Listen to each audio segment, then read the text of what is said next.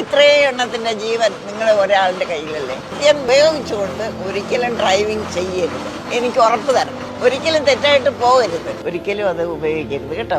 ഇത് വായിച്ചല്ലോ. അപ്പോൾ വെള്ളം അടിച്ചോണ്ട് വാഹനം ഓടിക്കരുത്. മദ്യപാനം വേണ്ട. പറഞ്ഞത് ഓർമ്മയുണ്ടല്ലോ. എല്ലാ ഫ്രണ്ട്സുകളോടും ഇത് പറയുക. ഒരമ്മയുടെ അഭ്യർത്ഥനയാണ്. പേരെന്താ? ബാബു. എൻ്റെ മോൻ്റെ പേര്.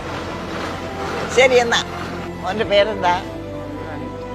മദ്യം നമുക്ക് വിഷമാണ്. വിഷം മാത്രമല്ല, ആരോഗ്യം മാത്രമല്ല, പണച്ചെലവുണ്ട്. പിന്നെ കുടുംബം നാനാവിധമായി പോകും. ഒരിക്കലും കുടുംബത്തിനെ പിന്നെ ഒന്നിച്ചു കൊണ്ടുവരാന്ന് പറഞ്ഞാൽ നടക്കുന്ന കാര്യങ്ങളല്ല കേട്ടോ. നീ വളർന്നു വരുന്ന ഒരു പയ്യനാണ്. അതുകൊണ്ടാണ് നിന്നോട് മാത്രമായിട്ട് ഞാനിത് പറയുന്നത്. അമ്മമാര് മെനക്കെട്ട് വന്നതല്ല. ഇത് നിങ്ങളെയൊക്കെ ഓരോരുത്തരെയും പറഞ്ഞ് മനസ്സിലാക്കിക്കണമെന്ന് തോന്നി, അതുകൊണ്ട് വന്നതാണ് കേട്ടോ. ഗാന്ധി ഭവനിലെ അമ്മമാരാണ് ഞങ്ങൾ. വയസ്സാകുമ്പോൾ അമ്മയും അച്ഛനെ നല്ലതുപോലെ നോക്കണം, അവരെ സംരക്ഷിക്കണം. നിങ്ങൾക്ക് മക്കൾ നോക്കാത്ത അമ്മമാരാണ് ഞങ്ങൾ. നിങ്ങൾ അതുകൊണ്ട് ഞങ്ങൾ നല്ലത് പറഞ്ഞു തരുക. നിങ്ങൾ ഇതുപോലെ അച്ഛനമ്മമാരെ ഒരിക്കലും വെറുതെ റോഡിലേക്ക് വലിച്ചെറിയരുത്.